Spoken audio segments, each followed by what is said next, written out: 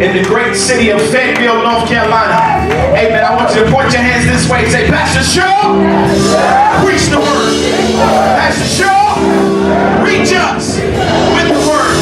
Pastor Cheryl, let God have his way with you in Jesus' name. Come on, clap your hands real good, real good.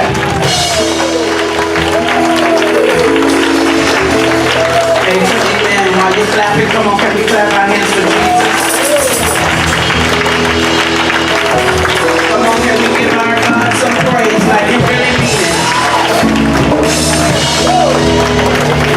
Come on, I know I ain't the only one in here that has something good to say to our God. Come on, give him the fruit of your lips and tell him how great he is. I don't know about you, but what has he been to you this week? I don't know about you, but he's been my everything this week. That's why I can call him the King of Kings and the Lord of Lords. I can call him my Savior, my provider, my ruler, my mighty God. Come on, do you have any good things to say for God? Come on, he's my strong tower. He's my bridge over troubled water. He's my healer. He's my way maker. He's my promise keeper. Come on, y'all just clap it. I don't see y'all saying any good things to my God. Has he done anything for you? Can you open your mouth and give him the fruit of your lips and tell him, God, you're great. You're marvelous. You're excellent, God. You're perfect in all your ways. You're the only true and living God. You're the only wise God. We thank you for your saving grace. We thank you for your mercy, God. Oh, God, how we love you, Lord Jesus. For you're a faithful God. You're a kind God. You're a good God. We thank you, Lord God. You're all-powerful God. You're almighty God. You're the Prince of Peace, God. You're from everlasting to everlasting. And we thank you. We thank you, Lord God. Oh, how wonderful it is for brethren to dwell there together. You can have your seats. Y'all look like y'all tired. Glory be to God. Glory be to God. Glory, glory, Glory glory. be to God. Yes, Lord. We thank you, Lord. Father, we thank you. We praise you, Jesus. Yes, Lord. Oh God, oh God. Oh God, oh God. Let the words of my mouth and the meditation of my heart, oh God, be acceptable in thy sight. Oh Lord, my strength, God, and you are my Redeemer. Thank you, Lord. I love you, Jesus. Do we have any lovers of God in the house? I thank him because he's healer. He's my deliverer. He's my way maker. Even when I don't feel it, he's working. Even when you don't see it, he's working. He never stops. Never stops working. Let me give y'all the word of God, because some of y'all look like y'all tired. Amen. But Powerhouse, you better get your second win, because we got a second service. Amen. Amen. I just thank and praise God. Amen for the word today. Thank and praise God. Amen that Sister Thomas is in the house with us today. We love this woman so dearly. She was in my life ever since I was about 13, 14 years old, and has never ever changed. That smile has never ever gone away. And we thank God so much, a powerful, wonderful, mighty, wonderful, loving woman of God. And we thank you. Amen. We count it an honor and a privilege for you to be in our presence today. Because when I see these women like this coming to the house of God, it just makes me just reminisce about my mom and the love that they had and how they brought us up. We thank God so much for you coming today. We love you. Y'all can write another hand. Amen. Not only did you come, but you brought a family with her. Amen, family members. Amen. Amen. Amen. For those of you that don't know, you know my sister-in-law, Nita, that's her mother. Amen. That's her mother. Amen. We thank God. Amen. For Pastor McDaniel and his wife being with us today. Amen. Amen. Last week I went through it like this. 1, 2, 3. I went quick. I preached kind of hard last week and went real quick. Amen. So I told y'all, Powerhouse, don't be putting God on no time. Don't be putting him on a program. Because if he say 5 minutes, we're going to do 5 minutes. But if he say 5 hours, we're going to do 5 hours. But we're not doing 5 hours today. Amen. Amen. But I just want to teach you a little bit today. I'm going to slow it down from what I did last week. And we're gonna kind of teach you. You can still stay over there, though. Because, you know, sometimes it just get good. Amen. Amen. And I'm coming from 2 Kings. Chapter 6, I'm going to read verse 1 through 7. I kind of had this one prepared for last week, but the Lord said, no, do it today, this Sunday. Amen. 2 Kings chapter 6, beginning at verse 1.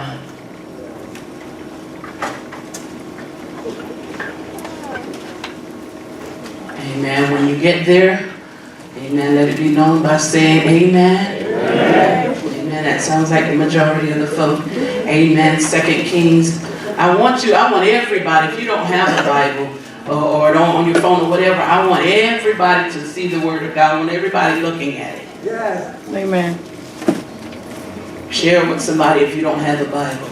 2 Kings, 6th chapter, first verse.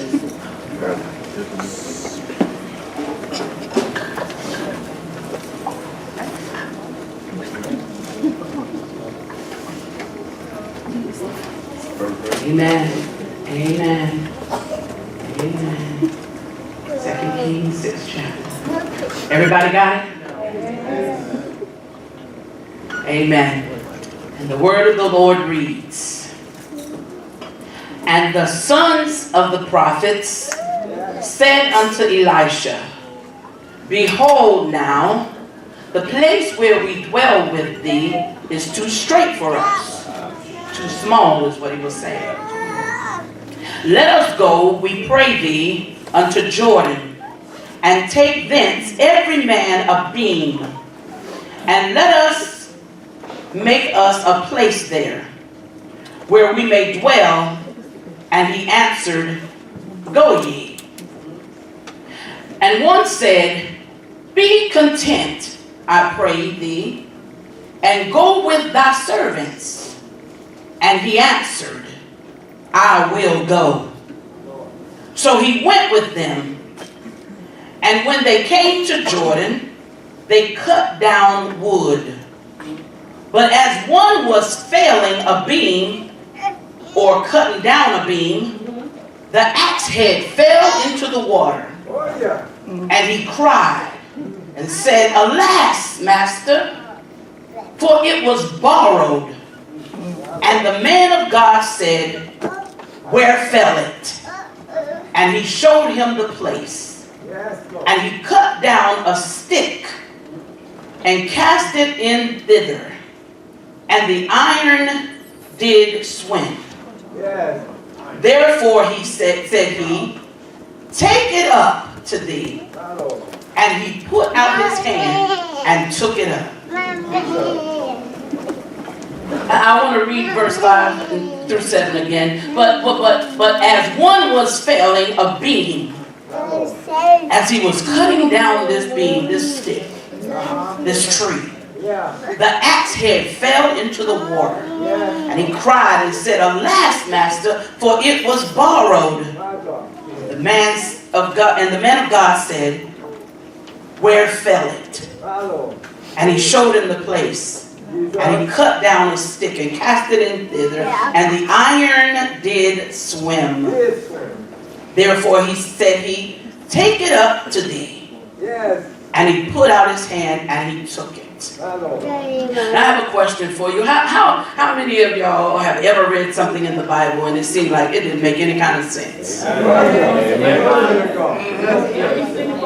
That's all? Just 2 or 3 of us? That means some of y'all ain't been reading your Bible, because I know everything you read in that Bible don't make sense to you. Amen? Like what in the world is this talking about? What does this mean? What am I supposed to get out of this? I mean, sometimes I find myself wanting to ask God, did you really mean to put this in here? I mean, like, why does it got to be in riddles? Maybe I'm the only one. I don't know. But I believe God had the Bible told the way it was told, because if it would have been told in any other way, it might have been too easy for us, and we probably would approach the Bible like we approach any other book. But I believe God created it that way. I believe He did it like that because He just didn't want us to read about Him, but He wants us to study Him. Yes. Because see, when you just read something, later on down the line, you just might forget about what you read. But when you take the time to study something and dig into it and find its meaning, somehow or another, it becomes a part of you and it stays with you.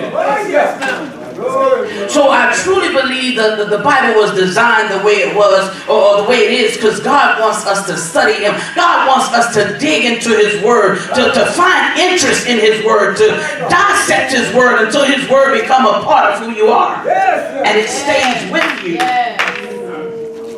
So that in that time of trouble, He can hide you in the secret of His tabernacle.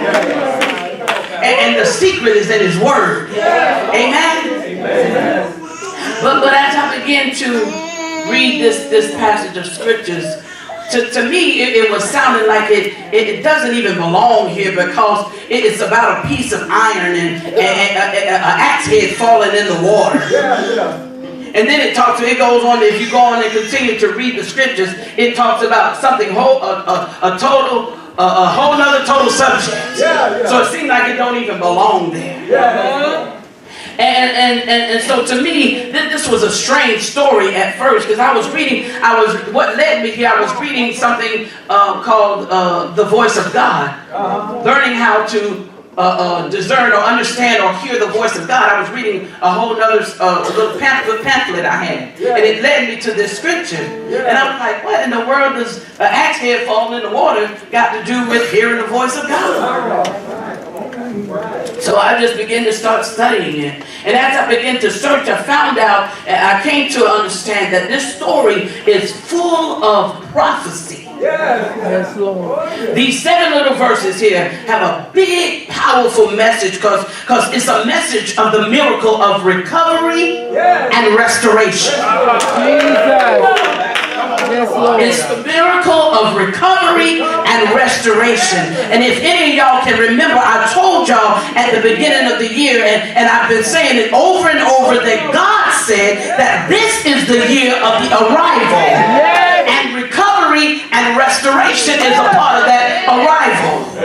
Amen? And the good thing about it is that not only did God say it to us, but He's given us His Word to back it up. Look, we had all these testimonies this morning about recovery and restoration and these blessings that's coming. I tell y'all what, I got a text message on this week, amen, from one of the members, amen, that there was some money that was owed to her, because they mispaid her from September up until now. They mispaid her, and they had to call her and tell her that they're going to recover, they're going to restore all of that money back. And this wasn't a little bit of money, this is a couple of thousands of dollars. This is the year of the arrival. I don't know about y'all, but I'm going to say it to this year go out, that I will get mine back. I will be recovered. I'm going to recover all without fail. Everything that I lost, everything that the devil thought he took from me, I'm getting it all back.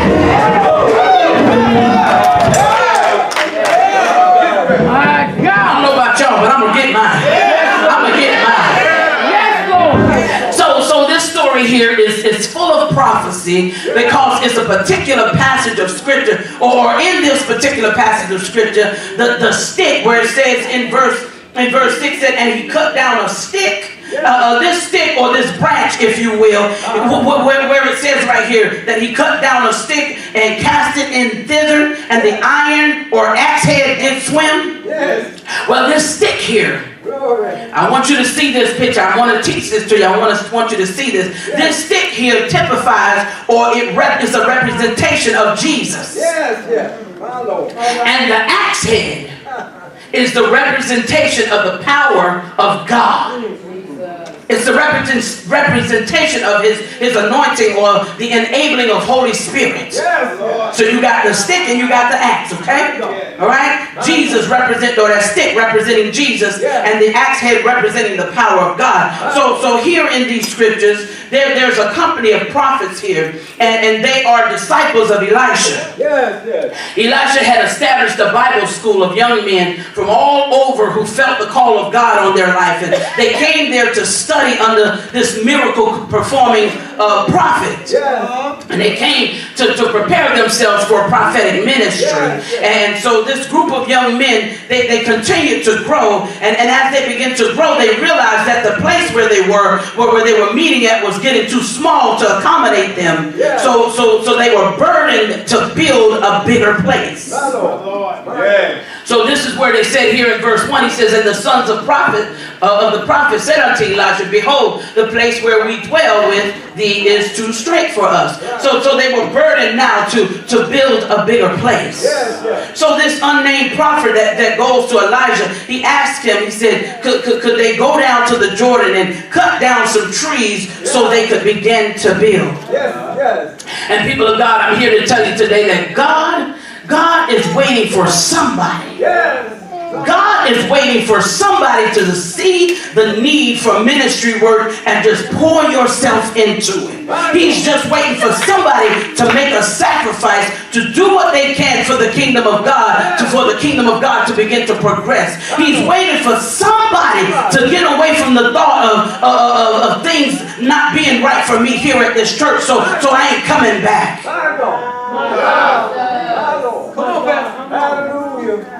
I heard this saying. They said about 80, or there's this rule, this 80-20 rule they got going in the church. I mean, I know they say it out in the world, but I've heard this declared over the church too, this 80-20 rule. And they say only 20% of the people going to do 80% of the work when it comes to ministry. Wow, right? Only 20% of the people going to give 80%. Of whatever the offering, the tithe. Only 20% are going to give 80% of the giving in the church. And it's really been happening. It's really been happening in that way in the house of God. And I believe it's been happening that way because it's been spoken. It's been declared over the house of God. And I don't know about you, but I didn't read anywhere in the Word of God about an 80-20 rule for the church. An 80-20 rule for the kingdom of God. I did not find that nowhere in the Word of God. The devil, somebody say it like the devil is a liar. I've never seen that anywhere in the Word of God. An 80-20 rule for the work, for the ministry, for the church, for the work of God, for the kingdom of God. I've never seen an 80-20 rule.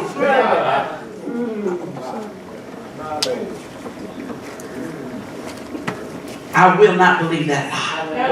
I don't agree with the 80 or the 20% of the people. I don't believe that 20% of the people ought to be doing 80% of the work. I'm not agreeing that 20% of the people ought to be giving 80%. I'm not agreeing with 20% doing 80% of the worship. I'm not agreeing with 20% giving 80% of commitment. I am not agreeing. I want y'all to hear me. I want the devil to hear me. I'm not agreeing that 20% of the people are going to be 80% faithful, are going to be 80% dedicated. I'm declaring, I'm decreeing over the house of God because it's time for 100%.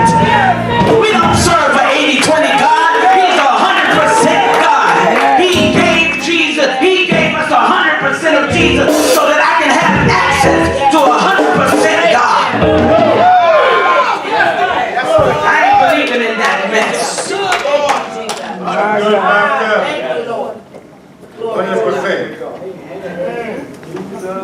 God will never ask you for more than what you can do. But He is asking for all that you can do. Amen? I don't care how true it might seem. We better stop agreeing and speaking what man speaks. Right. I don't care. I'm going to say it again. I don't care how true it might seem. We better stop speaking what man speaks. Better start speaking what God says. Because the scripture tells us that there is death and life in the power of the tongue. And then it says, we don't read the rest, but the rest of it says, and they that love it shall eat the fruit thereof. Meaning that whatever you speak out of your mouth, you better be ready to accept what it brings. Whatever you speak out of your mouth, you better be ready to accept what it brings. You speak 80-20 over your church, expect that. But I'm speaking 100% over the ministry of God. What God has placed in our hands, I'm speaking 100%. I don't care how hard man say. Everybody ain't going. I don't care what the man says. I'm speaking 100% dedication, 100% commitment, 100% giving. I'm going to speak it until it comes to pass.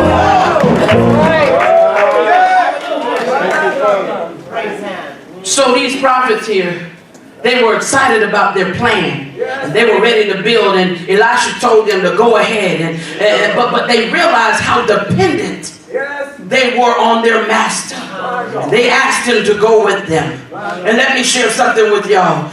It doesn't matter. I don't care how much in need of a new home, how much in need of a new car or a good paying job, how much you are in need of a husband, how good of a counselor you might think you are, how much you pray, how much of a prayer warrior you might believe you are. Whatever the case may be, you better know that you need God. They did not want to go down there and build without their master because they understood their dependence upon their master. Sometimes we can get so arrogant to where we feel like we don't need God.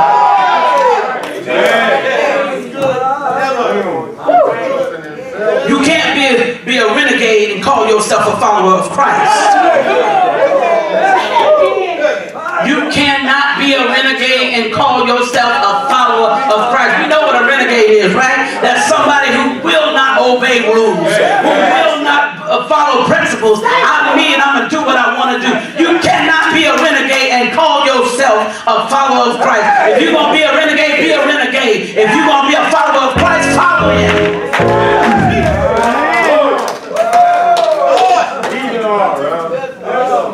Either.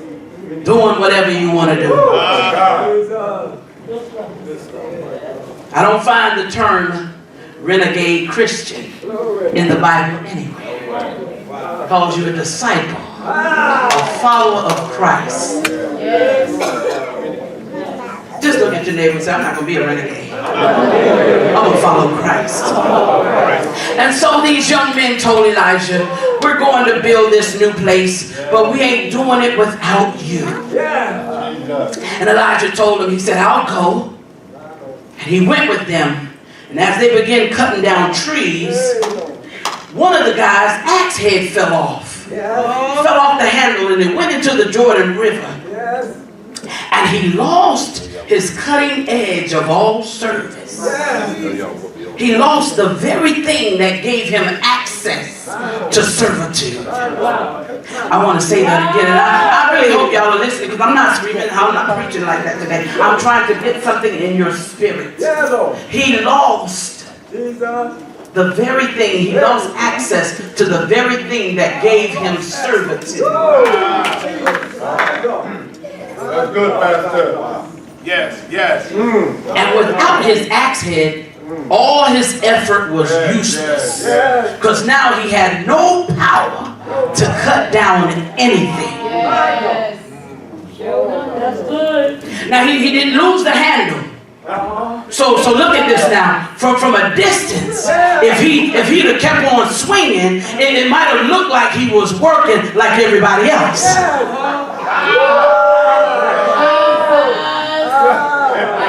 See, from a distance, if you'd have kept on swinging, it looked like he was working like everybody else, just like some folk do. They keep swinging and ain't nothing happening because they lost the power. But this man realized he lost what it took to get the job done, and he knew that there was no way he was going to be able to cut down a tree in his own human ability. I cannot do this on my own. He lost the power to get the job done. But look, he could have thought like some of us do. He could have thought just like some of us do. Well, nobody saw when I lost it.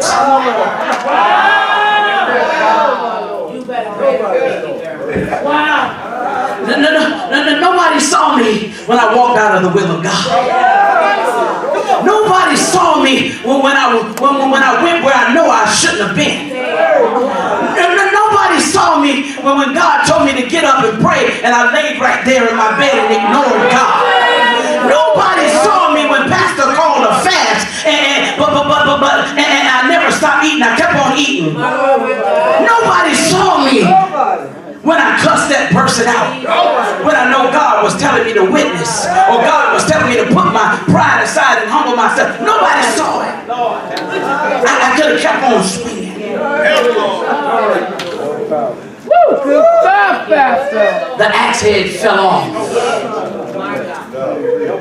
And if I just keep on swinging, if I keep on going through the motions and act like I'm cutting down trees, if I just keep coming and acting like I'm obeying God, that's why you got people still praying for folk, but ain't nobody getting healed. The axe head is lost. Still swinging, still dancing and shouting, swinging and speaking in tongues, still swinging, singing and clapping your hands because nobody noticed that you lost it. If I act like I've been praying, if I act like I've been fasting, if I keep on swinging and acting like I've been doing this thing, if I act like I've been praying, my God, swinging, but the bark ain't falling from the tree. Ain't no change in your life because the axe head is lost. Glory! The power to cut down is lost. You know what they call that? Having a form of godliness and denying the power thereof. My God, my God, my God. But let me tell y'all something. I don't care how much you shout and dance.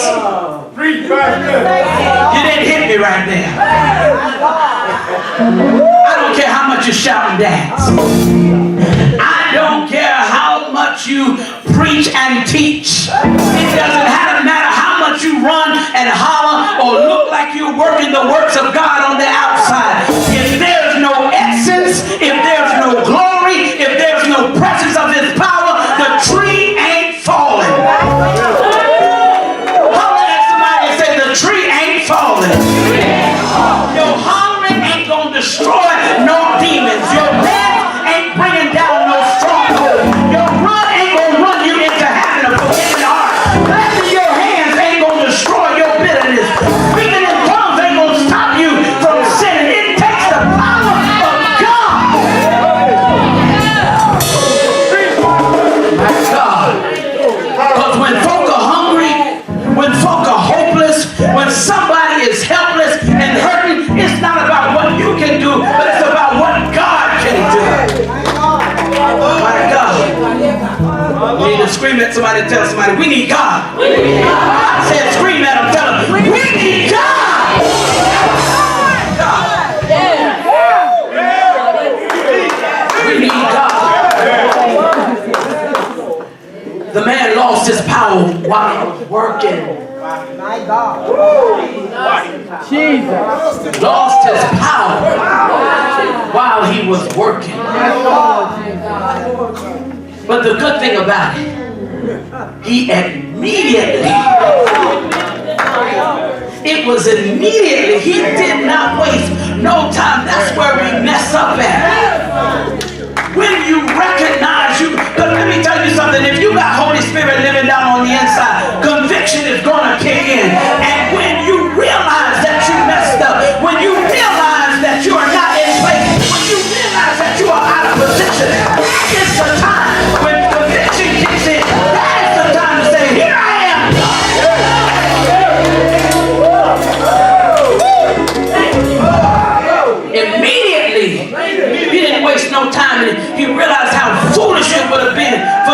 keep working and ain't nothing happening? Why do you want to waste your time like that? Coming and working and ain't nothing happening. So he got his master's attention. And he cried out in verse 5 and he said, "Alas, master." In other words, he was saying, "Oh my Lord." Let me tell you, if you want to get God's attention, put away pride and humble yourself. And say, "God, I messed up. I lost it, but here I am, God. Try me again, God. I lost it. I messed up, God, but here I am, God. Try me again, Lord God. Try me again, Lord God." The young man cried and said, "Alas, master." Then he said, "You know what? I realized that it wasn't even mine. I borrowed it. Look, it ain't even your power. It ain't even your power. God let you borrow it." I don't know about y'all. I don't know about nobody else. But when I borrow something from somebody, I do my best to make sure that they get it back the way they gave it to me, in the same condition that they gave it to me, or even better. So when I leave this earth, I'm not going to do God any less. I want to make sure that I return back to God in the manner in which He gave me life, and even better if I could. What did you do with His power? What did you do? Just ask yourself that question right now. What am I doing with your power? That's good. Don't get me slow yet. So when this young man realized he messed up, he realized he lost it. He humbled himself and he made a confession. Some of us ain't moved no further than we are because we still have not yet humbled ourselves. If you lost your effectiveness in God, it's your responsibility to humble yourself. Tell your master where you lost your effectiveness. Not that God doesn't know where you lost it, but He wants you to realize you ain't where you're supposed to be. You know what? We just need to stop trying to be what we're not in front of people, in front of folks. We need to stop trying to be what we are not in front of folks and just be real with God. That is the only way. That is the only way. That is the only way deliverance is going to take place. That's the only way you're going to be an overcomer, a conqueror over your struggles. If you are honest and say, "Look, this is what's going on with me. This is where I'm struggling at, and I need God." And if you got God in you, if you got the power, if you haven't lost your effectiveness, if you haven't lost your power, I need you to say something in my life that will help me with my struggle. We need to put pride away. Yes, Lord. Yes. Yes, restore him. I need you to restore me. My God. Come on, Pastor. Glory to you. So when this young man realized, in order for me to take or to make any kind of progress, I got to make a confession and let my master know I lost my axe head. And when he confessed to Elijah, look, the first question Elijah asked was, where did it fall? He didn't scold him. He didn't say, "I told you so." He didn't say, "You knew better." He didn't say, "You done been in God long enough to know you shouldn't have been over there." He didn't say none of that. He just said, "Where did it fall?" That is the mercy of God. When you come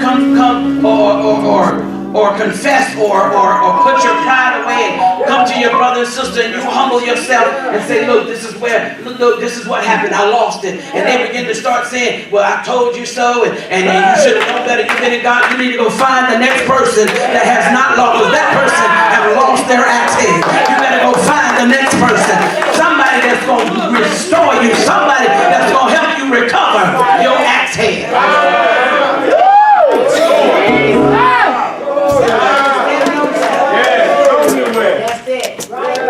Elijah asks, where did it fall? My God. God is waiting because he's willing and he's able to restore you back to where you belong in him. And he says, where, God, this is what God says to us today. God says, where did you fail me? Where did you lose the conscious realization of my presence? God says, where did you lose my power in your life? Was it when you gave up on your private devotion? What was it when you had a misunderstanding with somebody? God said, was it when you made that unholy union? Was it when you committed that secret sin? Jesus. Or was it when I was calling for you to seek me and you ignored me? God says, where did it fall? And this young prophet, it would have been so bad. It wouldn't have been so bad if the axe head would have fell over in the bushes. Because he would have been able to reach over there and get it, but it fell to the bottom of the river. I mean, have you ever fell in something so bad that you couldn't get yourself out of? It might have been all right if it would have just fell in, but it went down.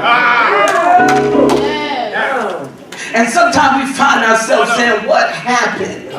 Jesus. I thought we were doing good, but the marriage went down. Jesus. What happened? I tried raising my kids the best I know how, but things went down. I tried fasting, I tried praying, and while coming to church, things went down.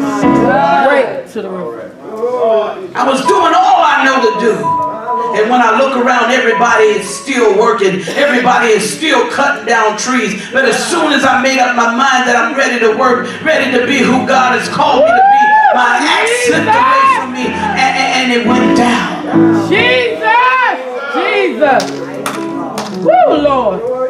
But when this young man showed Elijah where he lost it, Elijah cut down a stick. And remember, we said that stick represents who? Jesus. As soon as Elijah asked him where he lost it, Elijah cut the stick down, or this branch, if you will, and he threw it in the water. And the axe head began to swim, and it connected with the stick. Remember, we said that the axe head is representation of the power of God. And so when Elijah throws this stick in the water, when he throws the stick in the water, he throws Jesus in the water, and the axe head connected. The power of God connected with Jesus. My God, my God, my God. You're talking about a powerful being? My God, my God. And Elijah told him, he said to reach out and pick it up. When the power of God and Jesus connect and you reach out and you say, here I am, God, I'm trying it again. Let me get it again. Let me pick it up again, God. You're talking about a powerful somebody. Yeah, my God, my God. Elijah performed a miracle by the use of this stick. And look, by the way, the way back to God is by way of the cross. My God, my God. So when Elijah threw that stick in there, the axe head was recovered. It was restored back to its original state. The Lord was there moving through Elijah, and he asked the man, he said, where did it fall? Because if you trust me enough to tell me where it fell, if you trust me enough to tell me where you messed up at, I'll take your mess and turn it into a message. If you trust me enough and surrender it all, surrender your life to me, I'll turn your mess into a miracle. God says, if you trust me enough to show me where you began to sink, I'll turn your test into a testimony. God says, show me where you sank, and I'll throw the stick in there and cause you to float again. God says, if you show me where you sank, and I'm talking to somebody in here. Yes. I'm talking to somebody in here. God says, if you show me where you sink, I'll throw my supernatural power of the cross in there, and you'll recover all. God says you'll return back to your original state. You'll return back to your original state of praise. God said you'll return back to your original state of worship, your original state of prayer. God says, show me where you fell, and I will restore. And when the power, my God, you once had connect with the power of the cross, there ain't no demonic trick in hell that'll be able to stop you. Every time he comes your way, you'll be able to cut down and keep on moving. You'll be able to swing, but you won't be, my God, you won't be swinging powerless. You ought to tell somebody, I'm getting my axe head back. I'm getting my axe head back, and I'm swinging with power. My God. I'm getting my axe head back, and I'm swinging with power. There you go, Sister Glory. That's right, that's right, that's right. Go on and give him praise for it. If you believe, my God, I don't know where you are in your life, but there is somebody in this place that has lost their axe head. And God says, if you trust me enough and begin to lift your hands and tell me where you lost it, it ain't that I don't know where you lost it, but God says, I want you to realize that you're out of position. And if you will begin to thank me and realize and confess, God, I messed up. Here I am, God, try me again. God says, lift your hands. Lift your hands. Because I'm ready to restore you back. I'm ready to restore you back to where you're supposed to be. Your original state of praise. Your original state of worship. Your original state of fasting. Your